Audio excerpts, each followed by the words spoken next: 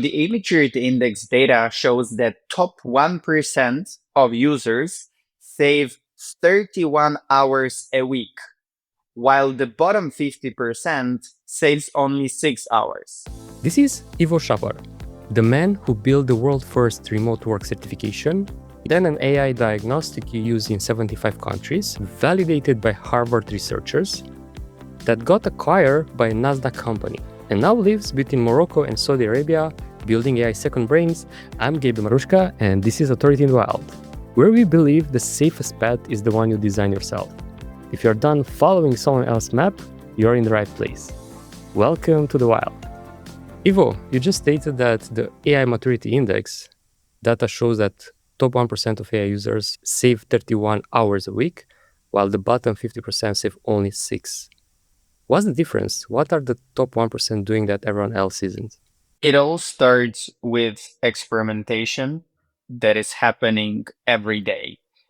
The 1% are the early adopters, the innovators of the world that are really challenging the status quo of how they are working, and seeing AI as this greatest ever, or at least in recent years, tool, what I call it the magic hammer, that they need to know how to use in order to benefit from this. And then like benefits can be different, having more time for private life, more money, more projects that are driving their levels of dopamine that they're building things. So like different motivations. But the common denominator is that basically every day they're experimenting, they're trying new things, because the market is changing so rapidly, and basically almost every day or every week you have something new. So it's a perfect time for what you call like lifelong learners. And this is this 1%. And unfortunately, a lot of people don't have this attitude of always learning, hashtag always learning, which was fine up until that, let's say, ChatGPT moment was this milestone that flipped completely the way how we are learning, how we are working, how we are using this knowledge. And then from that moment, that the revolution started. Not going like super into details about the tools, the frameworks, the habits, the rituals, because that's basically a topic for many books. But this approach of constantly experimenting, looking for new things, is something that I encourage everyone to do, to broaden this 1% to be more of a mainstream and not just a relatively tiny niche. I completely agree with you. Just a couple of years ago, I thought that was a flaw in my way of doing things, because I was in this constant loop of experimenting, learning new things, and literally building every single day something. And I thought to myself, like, why I'm doing this? Like, I'm not focusing on the things that I should do, and I'm just experimenting and learning. But that generalist in me right now is taking advantage of the world that we are living. And I saw people indeed around me that are, let's say, specialists that are just focused on their own small world, and they don't exit that box to try these tools, to experiment with them. And now I see it as an advantage. But for those that still have that mindset that I don't have time for this, is too technical, this is too steep learning curve, what would be your advice for them? I think it's easiest if you start with the problem that you want to solve. However obvious and cheesy it sounds, if you truly have a pain, then you would be motivated to find the solution. And AI is this solution that you can then adjust and create, in a way that it will address your personal pain point. So I'm totally against just like using AI for the sake of AI because it's a new thing and blah, blah, blah. No, like truly start looking at this. I have a problem. Let's pick an example of I'm getting too many emails every day and I'm just like drowning. My inbox is drowning, right? So now start thinking, what kind of a solution, right? Then again, let's keep it general, right? Would help me ease this situation when I have too many emails, I'm drowning. And then you can basically start exploring what it would mean, how this could work, what are the challenges and the current tools that you're using for this. So, for example, right now we are just like using ChatGPT and like copy pasting everything, but you need to do a lot of rewriting because it doesn't have all the context and your style, and the list goes on and on. So maybe you need an agent that will be connected to your inbox, that will be triggered every 24 hours in the morning automatically, or you trigger it, that reads your inbox and then drafts even responses. But everything is built on your context, on your files, on basically the way how you're working, right? And this is just a one very specific use case, but it's based on the pain point. Like you're dealing with this every day, like every day. Oh my God, again, 40 emails to write responses. So that's probably one of the best ways to think about it, to solve a real issue, number one. And then once you solve this real issue, then you're like, it's working, right? So then you have the motivation, then you're basically the first most important step to then look for another use case and another use case, right? So think about one very specific area that either drives you crazy every day, or you feel like you're missing out on something that you would like to do, but you don't have time. So there's like also another thing that you cannot do something, but you know that AI potentially will be able to help you out with this, which will then also ease your mind. Yeah, that's a good example. And I can state that it works because I remember back in December, I saw a post of yours on LinkedIn in which you described the way you implement these tools in your own work and how you build an AI second brain. And I was fascinated by it, so fascinating. I just messaged you. I was like, Ivo, take my money. Like, I want you to help me implement this. And you did. And I tried it and it works. Like, now literally I have a workflow in which every single day I know exactly what are my priorities in terms of the emails that I got, the WhatsApp messages that I got as well, and what other tasks are due for me in Notion. And connecting all these systems together, why this might seem complicated, in the grand scheme of things, is actually quite easy to do if you have your own workflows and so on. And it saved me like probably more than 20 hours a week without exaggerating, because I'm the kind of person that used to context switch. Now I know exactly these are the things that I need to focus on. I'm not like scrolling through emails, finding the right information, and so on. And on top of that, even for the podcast itself, what I did, I literally have a small workflow in which every single time I get an email that has a certain subject line, which is new episode scheduled, this workflow literally takes the information from the email, populate in my Notion database for my editor, and in the same time is doing the research on the guest, validating the facts and so on, and basically preparing the episode research for me.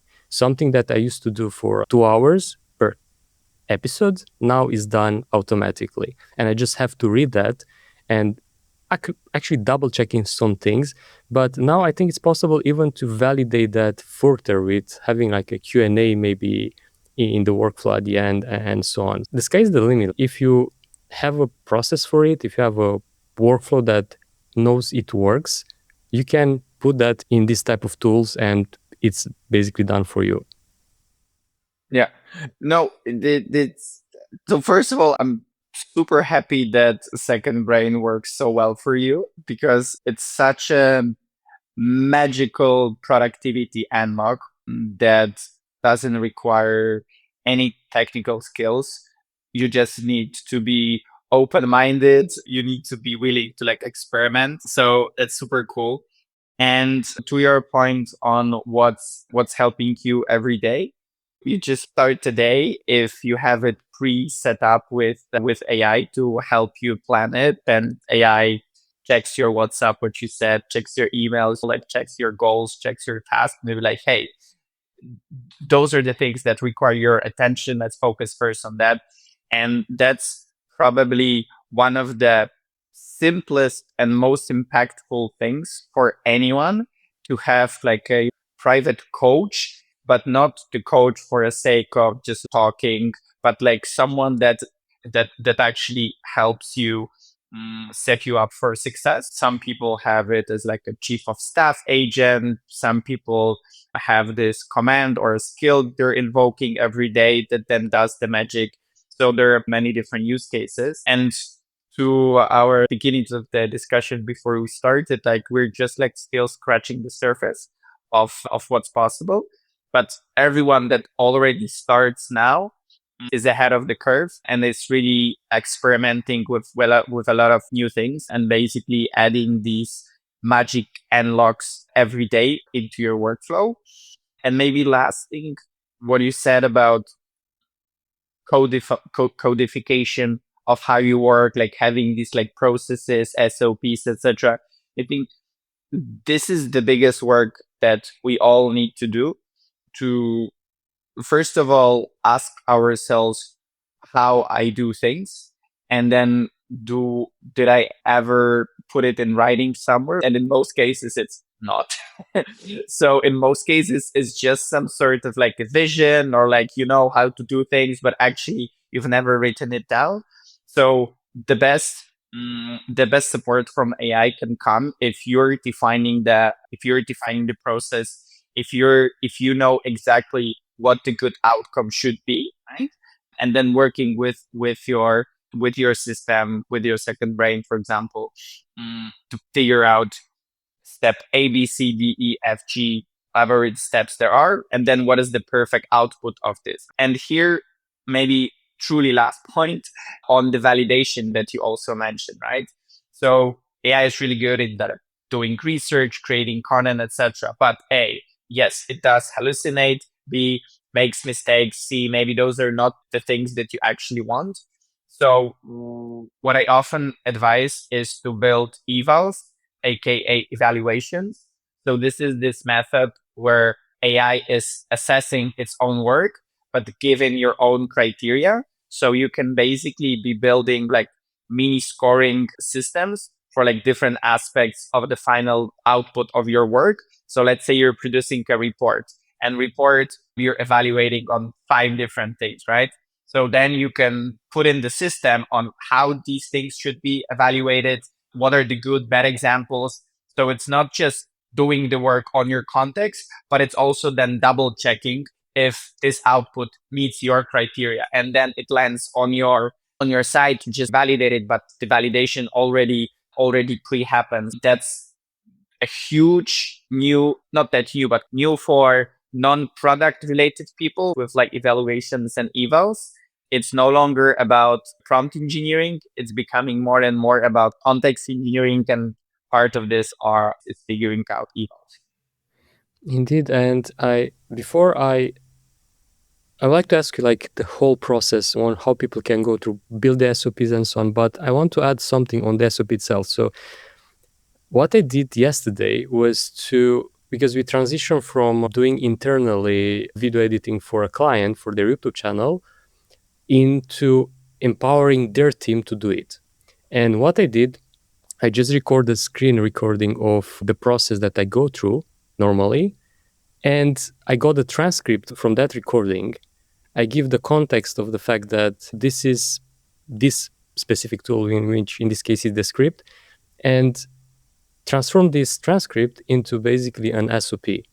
And since this AI second brain already had a context about the type of YouTube videos that my client usually records and already had some noted down things, basically the SOP was 85 to 90% flawless. I just have to make small adjustments here and there. And I feel like even for that, sometimes we can leverage these tools in order to create SOPs for us, especially if, like you mentioned, probably it's just in our brain because we do it automatically, or by just talking to these tools through the process like we normally do, or record the screen and so on. And it's unbelievable. Like normally to create an SOP like that, it took me hours, and now it's ready basically just after the transcript. 100%. So sometimes it sounds more complicated than it actually is. And the moment when you realize it is when you start using it. And unfortunately, too many people had, let's say, bad experience with AI, especially they try it in the beginning, let's say, and oh, this is not good. This is giving me false information. This is bad quality, yada. And it turned off a lot of people.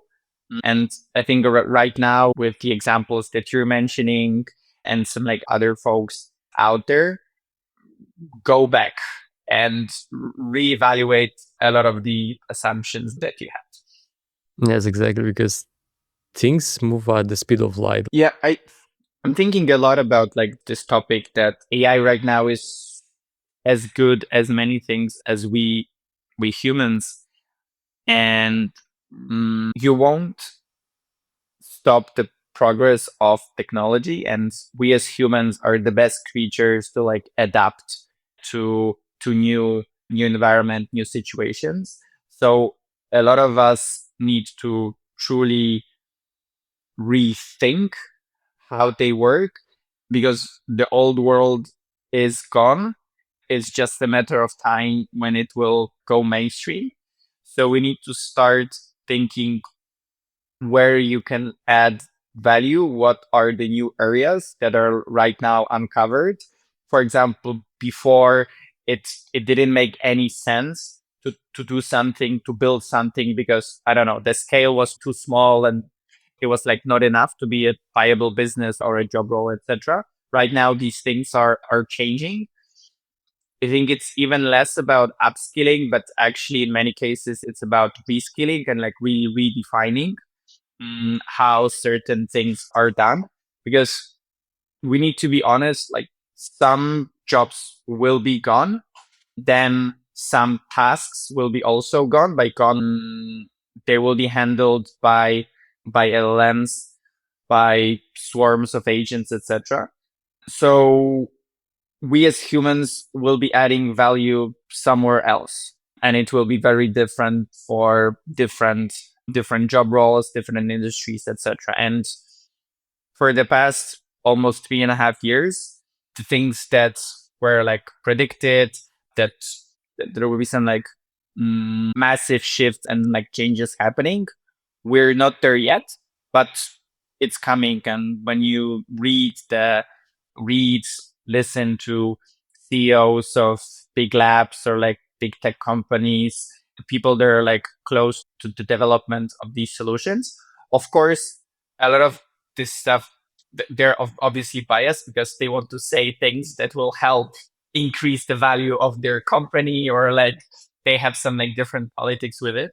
But if you merge it with the stuff what the scientists are saying, what the researchers are saying, you need to be ready for a new future of work, new future of life, like basically changes everywhere. That basically comes back to my initial point on innovating, on experimenting, on redefining. That's the best way how you can be proactive and also understand what is happening, and not just read some headlines that are often clickbaits, but they're not adding any value to your day to day. I think you're the perfect example of reinvention, since you're not just a big advocate, for example, of remote work, but you're there in the trenches. Like you live in, I think, 15 countries in the past 5 years, and like building different tools, working in different companies, like trying things. Like I think you had at some point even a startup. But the big shift that I see you doing is now that ICG acquire your AI maturity index, you start working for them and become their director of AI integration.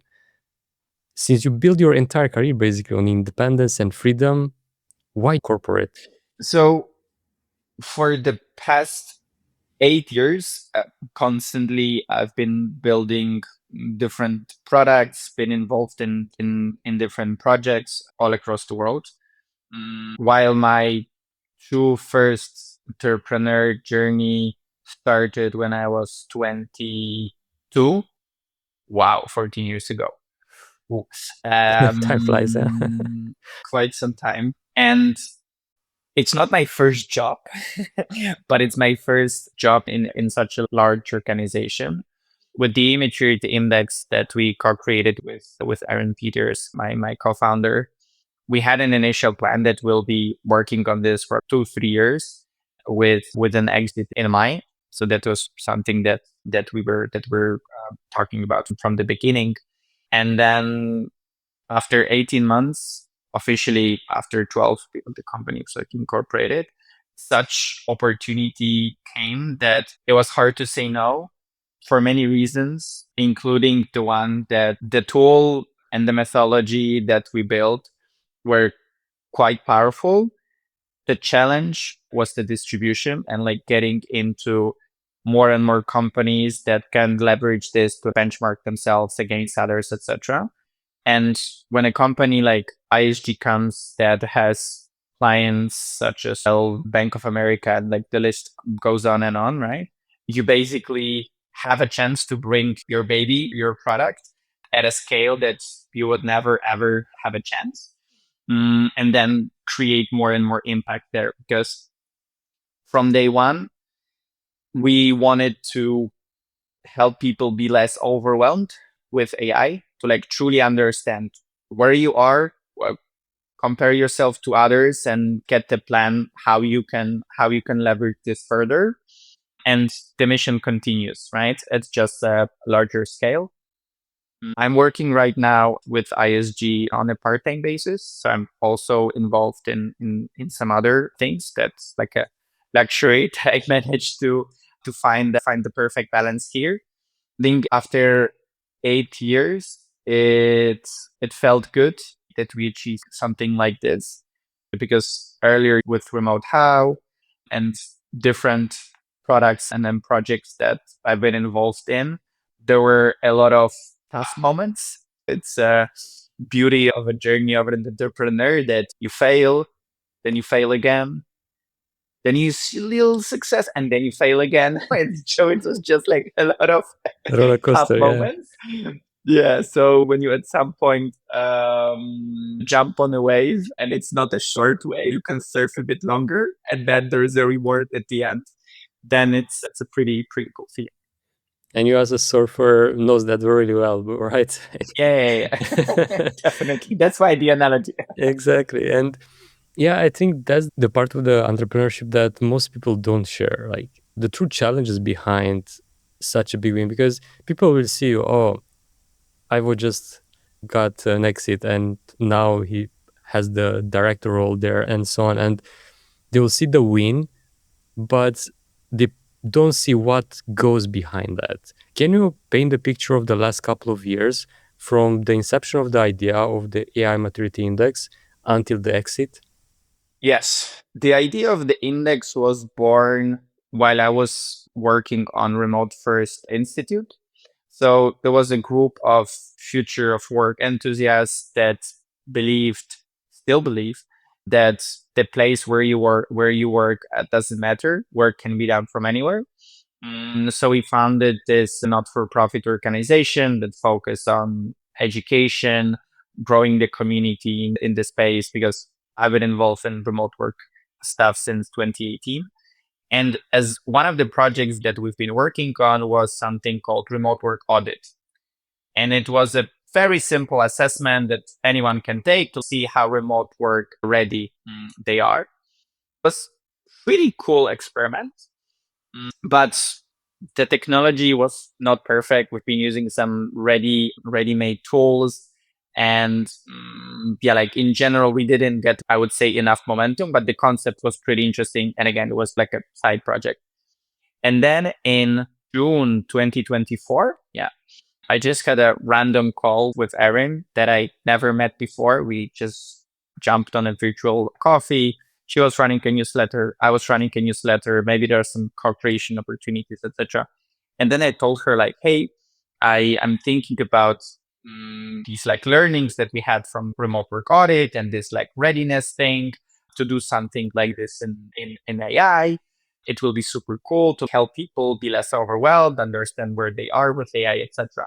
And then like from this random conversation, we started chatting that it would be a pretty cool research project to interview a lot of people, how they use AI, and then leverage these benchmarks to get back to them with some sort of report. And that's like how the whole snowball started. We got in touch with some folks at Harvard that helped us build the index, build the scoring. And then basically after 2 months from this random coffee, launched the system. Yeah, and then it was going pretty well for a few months.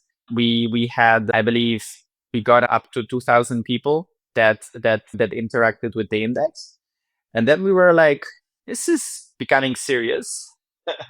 It was becoming also more and more expensive to run this as like a passion project without any support because of all the costs for like LLMs and like infrastructure, etc. So hey, maybe we should do something about this. Maybe we should take it to the next level. And then we co-founded a company in January 2025. And that's like the moment when we start experimenting where we should take the index. Is this directly for companies? Is this a tool for consultants so they can evaluate their clients' a readiness and then offer them support on next steps? So we've had a lot of product and growth experiments throughout the journey. And then I think it was October when we started to have some first talks with IHG that already was our partner for some marketing things. Then they became our client. And then we started to work with one of their clients to test the solution, large corporation that tested it. Everything went super well. They were very happy. And then that's how we ended up with being acquired in January 2026. Of course, this is a very, I would say, short version because there are like a lot of, I would say, developments and different moments. But we landed with the value that ISG saw value in, with the system that can quickly interview you, score you on where you are with AI. We gathered a huge data set, over 400,000 data points on A maturity, and the whole system where you can manage these things. So there was like a lot of value for a company that would like to continue helping world's largest companies adopt AI. So the match was pretty clear. Nice. And I love how you took the previous experience with Remote How and you use that knowledge in order to build the next step. And I think that's probably one of the things that most people miss, that every single experience that you had prior can be the leverage to rely on when building something or like trying to do the next thing. And it can be like yours, a side project that you just experiment with. You allow yourself a deadline or a timeline of 2 years or something, and often it's all it takes to arrive at this success point that most people see only.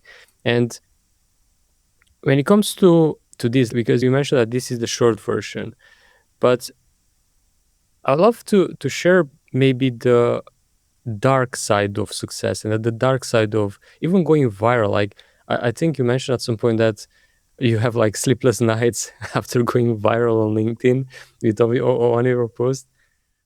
Yeah, What's that? that was the moment when I told the world that I've been building my second brain for, I believe at that time was like 5 months in the making.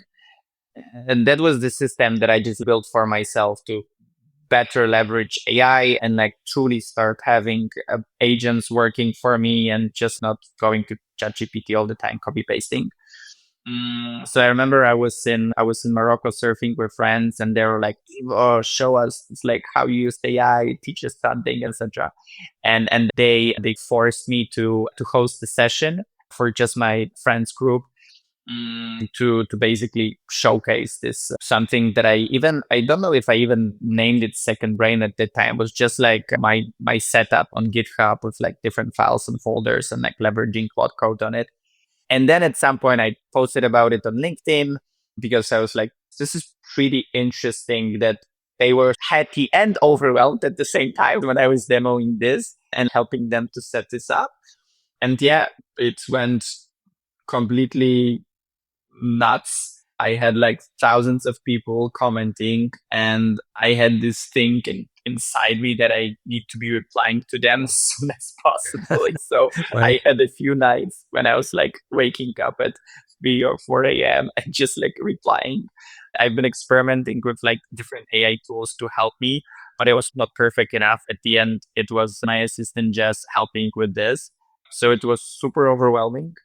Obviously, very interesting experience that then led to launching product that right now I think we're reaching week 10th after the launch, and it has already made over $30,000 as like a completely side project. So yeah, that was a bit of a dark side that can happen, but I embrace it. That was dark side that is not that dark, right? I think darker sides happened to me when I had the burnout or when I was not earning any money and just like working basically for free because I had a vision in mind to do ABC, right? But it was not going as good as I hoped. So those are like truly dark moments that I need to overcome. Going viral and not sleeping was not that bad. What keeps you going in those moments when you're literally like making no money? You know that this is my vision, this is where I want to go, these are my values, but things were like not going the way they're supposed to go. I think I never stopped believing that this is the path that I should go. Maybe that's not the right road that I took, but like the North Star makes sense. So that's probably like one thing. Then the other thing, I have amazing friends and I had amazing people that worked with me throughout all these years as business partners, as coworkers, as experts, as members of the community. That the support was truly amazing, and also in these like tough moments. So I would say North Star support, of course, among the amazing humans, my wife. That was really important for me as well, and also having fun from what I'm doing, even though might be tough. But as long as you wake up and you're like really looking forward to doing this or that, I think that's an indicator that it still makes sense to do it. Because if you wake up, you're like, oh my God, again. And then you're not getting even paid for this like suffering. That doesn't make any sense. So I think there was still this belief, motivation, and joy that helped me go through the tough times. Indeed. And yeah, that joy is often overlooked because, yeah, often people have the support of their friends, family members, and so on. But often they don't have the North Star. They don't have the joy from doing the things that they do. And then they stop and they're like, all right, I just quit because this is not going nowhere. And also, like, if you, I rewind a bit back to one thing that you mentioned, that you, for example, for the AI maturity index, you had a kind of timeline, like you test this for kind of 2 years and see how it goes, or that's where you're aim for the exit and so on. How much that helps in order to stay on track or to quit if the things don't go the way you're supposed to?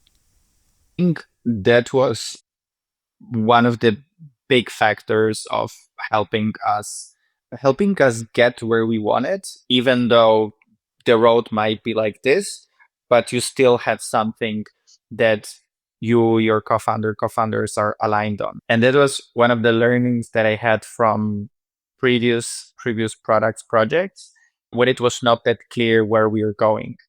I mean, in theory, maybe it was, but in reality, it wasn't. So I think here it helped a lot.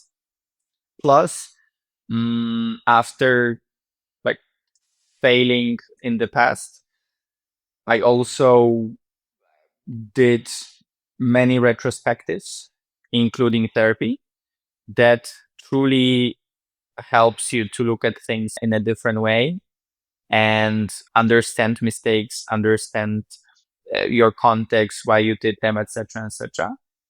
So that's like looking back and I truly saying oh, that was not the right thing. That was not the right move.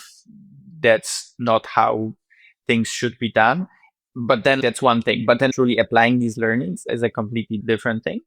And maybe last but not least, in the past, I didn't understand it about myself, but then it started to be clear that with ADHD, you have this temptation to change things and then like change direction, change focus, etc., which can be a blessing and a curse if you don't know how to manage this.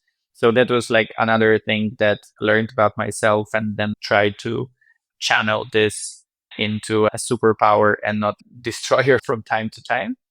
On that note, like if someone resonates with that, maybe they have ADHD or they switch context a lot and they're like, how did you actually turn that into a superpower?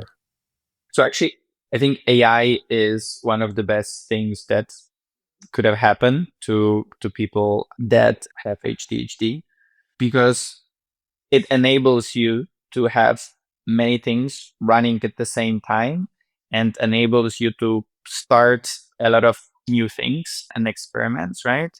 So there are moments when I have 10 different agents, or like even right now, like swarms of agents working on different things. So you can have your context switching here as an example. And then you can also be experimenting with your new ideas, with the things that you would like to try, you would like to build, etc., etc.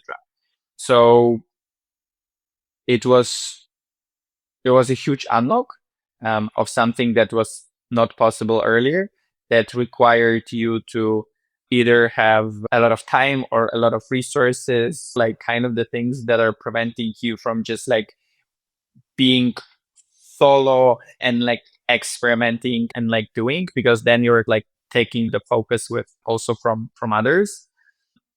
So big recommendation to jump into AI, especially agentic AI that enables you to set things on more of an autopilot and be this orchestrator. And for those that are not familiar, what is agentic AI? It's an AI system that can act on your behalf. It can be a single agent. It can be a system of multiple agents where, for example, one is orchestrating the work of others that are working towards a specific output that you defined. So it's no longer the chatbot, ChatGPT that you prompt it responds. It's more of a, hey, I want you to, let's say, build this presentation, but building presentation requires you first doing the research on the topic, then preparing the agenda, then writing the content, then creating graphics or like creating graphs, then validating, right? So you have like a multi-step process where it's best if you have different agents that are like specialized to in like different areas working together in order to deliver what you requested. And if now I'm watching this conversation and I'm just using ChatGPT or Claude or whatever chatbot, what will be the exact steps that I have to go through in order to leverage these examples that we share in today's episode? Yeah. So step number one would be to gather all your context or your knowledge in one place, because that will be one of the biggest differences in the quality of work if AI has access to the right context. Before we move to the second step, like what would be context for someone, let's say they have a small business or they want to start their own thing? Yeah.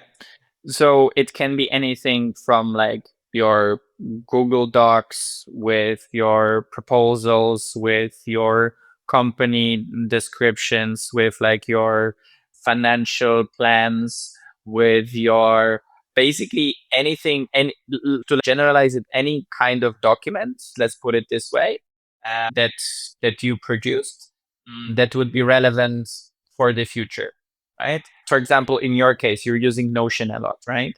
So you have a lot of your context sitting in Notion about your projects, about your clients, how is your company operating, how you run podcasts, etc. So that's everything at context, or like part of the context that then helps AI better produce the output, right? Then the step 2 would be to put this context somewhere. I advise GitHub because that's the like a default way how software engineers are building products. But at the end of the day, it's just a list of files and folders that you can also have locally. But if you then want other systems to interact with it, it's best to have GitHub. And then there is a third component. Then you need some sort of LLM that will be working on these files and folders and interacting with the tools that you're using. So I'm using Quad Code. That's the best solution right now. And then you need to have some sort of like system that brings it all together, right? So in my case, I built Second Brain that you also became a client of and set up your own Second Brain. So Second Brain enables you to put all these things together to connect with your email, with your WhatsApp, with any kind of like tools that you're using. So you can be getting the context also from these tools if you still want to keep it there, or you can take actions. So read my inbox, draft emails, and then also send emails. Recently, I even stopped using Google Calendar, a website or like an app. I just do everything from my second brain. So I just like type in a terminal to schedule a meeting, and then it does it. So that would be like a fourth step to take the context, put it somewhere locally or GitHub, then choose the agentic system that will be helping you run it, the LLM behind it, best Cloud Code. So this is the system built by Anthropic that has LLMs like Opus 4.5, right now, the best LLM in the world. And then truly the last step of the first step of the new way of you working, pick this one use case. So if we're coming back to this, I'm getting too many emails, just focus on that, right? Bring all the context relevance for the AI to write good emails, set this up, connect it through MCP to your Gmail or any other email provider, and just figure this out on this one specific use case. And that will be the start of your processing productivity revolution. Exactly. And then you apply to a new use case, and that's how you end up saving like Voila. tens of hours a week, and you don't even realize until you see, holy shit, now I have more time to do other things like leave, go outside and do things. And if someone is all right, I tried this, I follow all the steps, but I'm still getting stuck. If they want your help, where they can reach out to you to Probably best if you go to iwoszapar.com. That's the website where you can get also some free resources on like how to build it or get the second brain system that you can use from today. Connect with me on LinkedIn. I'm also pretty active there. So those would be probably two best places. and the link will be also down below. And before we go, just fast forward to 2030. How do you see the AI world in the future? Anyone that claims that knows what will happen that far from now is probably most likely wrong because we have really no idea.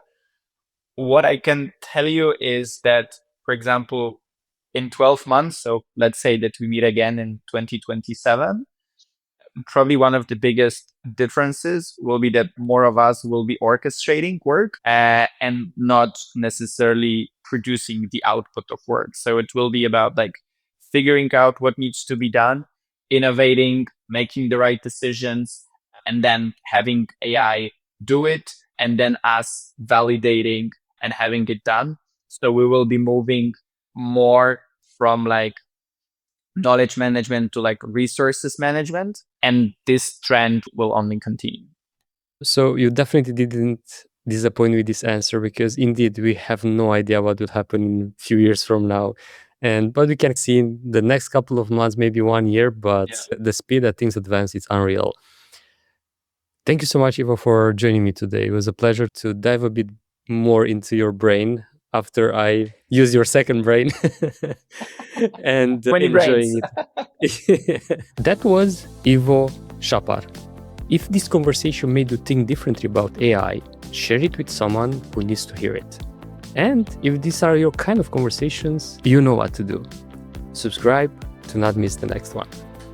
I'm Gabriel Marushka, and see you in the wild.